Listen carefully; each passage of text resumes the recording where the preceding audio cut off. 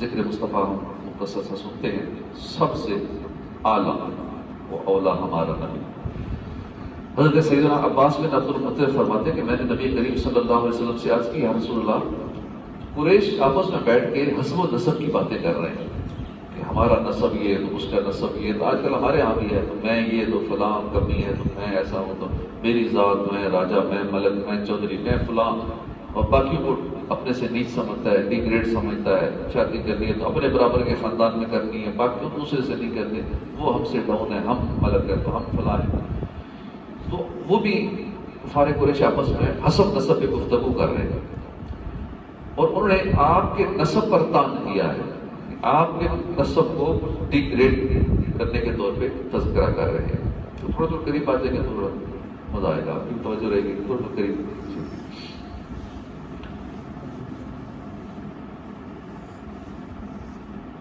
تو جب پیارے آقا نے ان کی یہ بات سنی کہ میرے نسب کے بارے میں باتیں کر رہے ہیں، نسب کا ٹاپک چل رہا ہے، تو ایک دوسرے کے نسب کی بات کر رہے ہیں، تو آپ کے نسب پہ وہ طعن کر رہے ہیں. حضور نے فرمایا، اللہ تعالیٰ نے مخلوق بنائی تو مجھے اس کے 2 حصوں میں سے بہتر حصے میں رکھا، پھر قبیلے بنائے تو مجھے بہتر قبیلے میں رکھا، پھر گھر اور خاندان بنائے، مجھے سب سے بہترین خاندان میں پیدا کیا. چنانچہ میں ساری مخلوق سے بہتر ہوں، اور میرا خاندان بھی سارے خاندانوں سے بہتر ہے. علامہ حسین بن محمود شیرازی فرماتے ہیں کہ اس حدیث پاک کی شرح میں فرماتے ہیں، یعنی اللہ نے مخلوق بنا کر اس کے 2 حصے کیے، ایک عرب اور دوسرا عجم، پھر مجھے بہتر حصے میں یعنی عرب میں پیدا فرمایا، پھر عرب کو مختلف قبیلوں میں بانٹا، مجھے بہترین قبیلے میں قریش میں رکھا، پھر قبیلوں میں خاندان بنائے تو مجھے سب سے بہترین خاندان بنو ہاشم میں رکھا، اور میرا خاندان تمہارے خاندانوں سے بہتر ہے. جب یہ بات ذہن نشین ہو گئی تو جان لو کہ میں خود بھی تمام مخلوق الہی سے افضل ہوں، میرا خاندان بھی سب سے افضل ہے. خلاصہ کلام یہ ہے کہ حضور کے پاکیزہ وجود اور روشن نبوی صفات کو بنظر عنایت حضرت آدم علیہ السلام کی مبارک پشت میں محفوظ رکھا گیا. پھر اس وجود مسعود کو جوہر محبت سے غذا دی گئی. آدم علیہ السلام اور ان کی اولاد نے آپ سے شرف پایا. پھر اللہ نے اس پاکیزہ نوری وجود کو پشت در پشت نزول کا حکم دیا حتیٰ کہ بنو ہاشم تک پہنچا. پس فضیلت اور شرافت کے اعتبار سے نبی اکرم صلی اللہ علیہ وسلم کا مقام و مرتبہ ساری مخلوق میں وہی ہے جو ہمارے اعضاء میں دل کا مرتبہ ہے. ہمارے پورے جسم میں دل سب سے افضل ہے. اسی طرح حضور کا مرتبہ بھی ساری مخلوق میں سب سے افضل ہے. فرامین مصطفیٰ صلی اللہ علیہ وسلم فرماتے ہیں، حضور کے 3 وجوہ کی بنا پر عرب سے محبت کرو کہ میں عربی ہوں، اس لیے عرب سے محبت کرو کہ ہمارے آقا عربی ہیں. اس نسبت سے قرآن عربی میں ہے، اہل جنت کا کلام عربی ہے. اللہ تعالیٰ نے قریش کو ایسی 7 صفات میں فضیلت دی جو ان سے پہلے کسی کو دی نہ پھر بعد میں دی، کہ میں قریش میں سے ہوں، نبوت آخری نبی ان میں ہے، بیت اللہ کی دربانی ان میں ہے، حاجیوں کو پانی پلانا ان میں ہے. اللہ نے ہاتھیوں کے مقابلے میں ان کی مدد فرمائی. انہوں نے 10 سال اللہ کی عبادت کی. اس وقت ان کے سوا کوئی عبادت کرنے والا نہیں تھا. ان کے حق میں سورہ قریش نازل ہوئی جس میں ان کے سوا کسی کا ذکر نہیں ہے. مجھے جبریل امین نے کہا کہ میں نے زمین کے شرق و غرب چھانٹ ڈالے مگر مجھے بنی ہاشم سے زیادہ فضیلت والے کسی باپ کے بیٹے نہیں ملے. اس پورا حدیث پاک سے معلوم ہوا کہ ہمارے نبی محترم سارے نبیوں سے افضل اور اعلیٰ ہیں. آپ خود ارشاد فرما رہے ہیں کہ میں خود ساری مخلوق سے بہتر و برتر ہوں. ترمذی شریف کے حدیث پاک ہے، حضور نے فرمایا کہ میں تمام اولاد آدم کا سردار ہوں. اعلیٰ حضرت نے اپنے رسالے تجلی الیقین، یہ اعلیٰ حضرت کا ایک رسالہ ہے، فتاوی رضویہ جلد 30 کے اندر ہے، اس میں بڑا تفصیلی کلام فرمایا ہے. اس حوالے سے اس میں پڑھنا چاہیے، انشاءاللہ ایمان تازہ ہو جائے گا. علامہ عبدالرؤف مناوی مسکراتی سے پاک رات فرماتے ہیں کہ یعنی حضور اپنی اصل ماں باپ کے لحاظ سے بھی سب سے بہتر ہے، کیونکہ آپ پشت در پشت پاک سلبوں اور پاک رحموں میں نکاح کے ذریعے منتقل ہوتے رہے یہاں تک کہ حضرت عبداللہ کی پشت میں پہنچے. تو معلوم ہوا کہ نبی اکرم صلی اللہ علیہ وسلم کے سارے آبا و اجداد مومن تھے، موحد تھے، میں کوئی بھی کافر و مشرک نہیں تھا، کیونکہ بحکم قرآن مشرکین نہ تو پاک ہے اور نہ ہی مومنین سے بہتر ہے. حالانکہ مذکور حدیث پاک کی روح سے نبی اکرم صلی اللہ علیہ وسلم کے سارے آبا و اجداد کا پاک اور سب سے بہتر ہونا معلوم ہوتا ہے. لیکن ایسے بدبخت بھی ہیں حضور کے والدین کے بارے میں باتیں کرتے ہیں معاذ اللہ کہ مسلمان نہیں تھے، اس طرح کی باتیں کرنے والے آج بھی موجود ہیں۔ اعلیٰ حضرت اس بارے میں ایک اور دلیل ذکر کرتے ہوئے فرماتے ہیں کہ اللہ تعالیٰ فرماتا ہے وَلَعَبْدٌ مُؤْمِنٌ خَيْرٌ مِّن مُشْرِكٍ، اور بے شک مسلمان غلام مشرک سے اچھا ہے۔ اور رسول اللہ صلی اللہ علیہ وسلم نے فرمایا کہ میں ہر قرن طبقے میں تمام قرون بنی آدم کے بہتر سے بھیجا گیا ہوں، یہاں تک کہ اس قرن میں ہوا جس میں میں پیدا ہوا۔ حضرت امیر المومنین سیدنا علی المرتضیٰ کی حدیث صحیح میں ہے کہ روئے زمین پر ہر زمانے میں کم سے کم 7 مسلمان ضرور رہے، ایسا نہ ہوتا تو زمین اور اہل زمین سب ہلاک ہو جاتے۔ محفل میلاد مصطفیٰ، اس محفل کو کہا جاتا ہے کہ جس میں نبی اکرم صلی اللہ علیہ وسلم کی ولادت اور ولادت کے وقت معجزات، حضور اکرم صلی اللہ علیہ وسلم کا حسب و نسب اور آپ کے فضائل و کمالات وغیرہ کا بیان ہو۔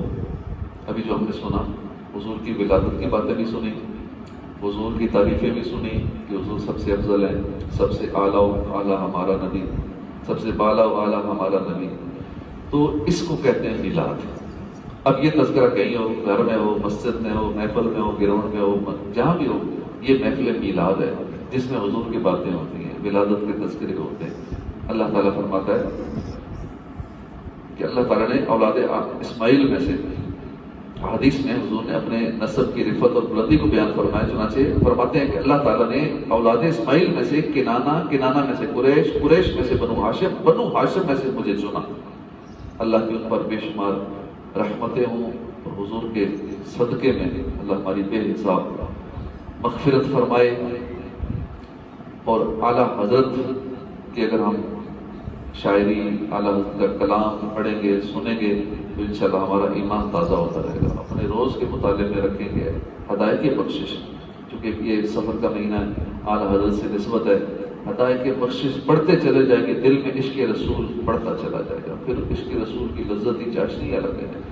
میرے آقا حضرت ایک شعر میں فرماتے ہیں، جیسا کہ کل ہم نے سنا تھا سورج کے بارے میں، کیا مثال دی اعلیٰ حضرت نے کہ سورج تو ایک حضور کے، وہ ایک روٹی کے، جلی ہوئی روٹی ہے، ایک چھوٹی سی، تو وہ جلی ہوئی روٹی کا یہ مقام ہے کہ اس نے پوری کائنات کے سسٹم کو چلا رکھا ہے، اس کی طرف دیکھنا مشکل ہے کسی کا، ساری کائنات کا نظام اس سے چل رہا ہے، تو باقی جو روٹیاں ہوں گی جو نہیں جلی ہوئی ان کا عالم کیا ہوگا، حضور کا پھر اپنا عالم کیا ہوگا۔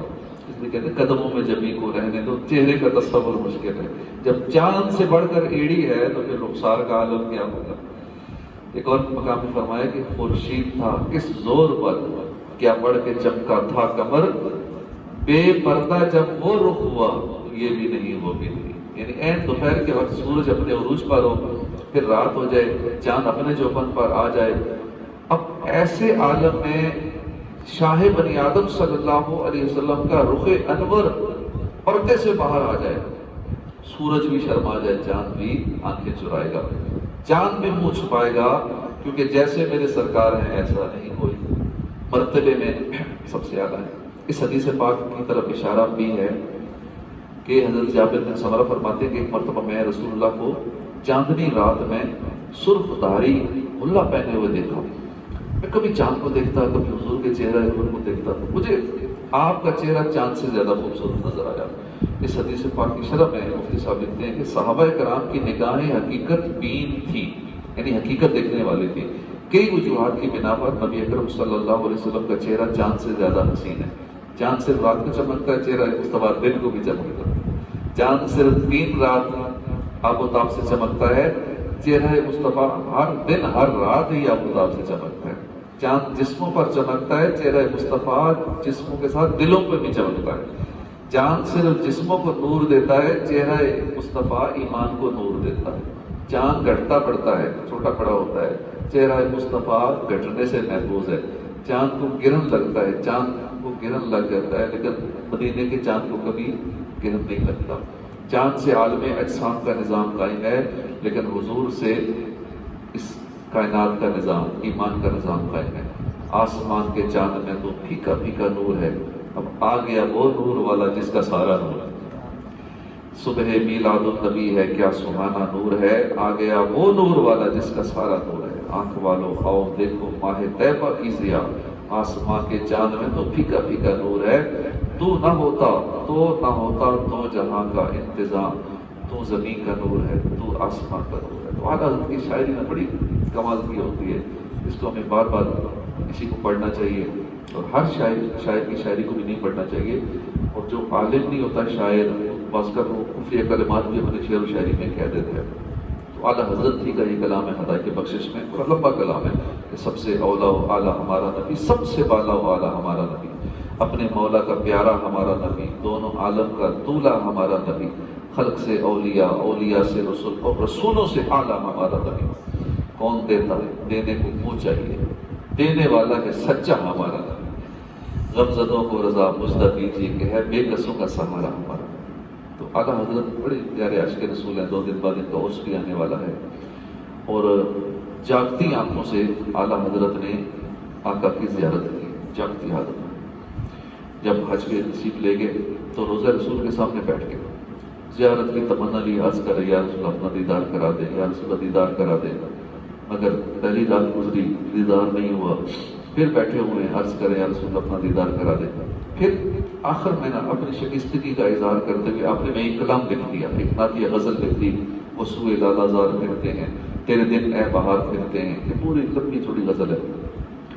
اینڈ پہ آ کے جب دیکھا کہ ابھی تک دیدار نہیں ہوا، پھر اپنی اس عاجزی اور مسکینی کا اظہار کرتے ہیں کہ کوئی کیوں پوچھے تیری بات رضا، تجھ سے کتے ہزار ملتے ہیں۔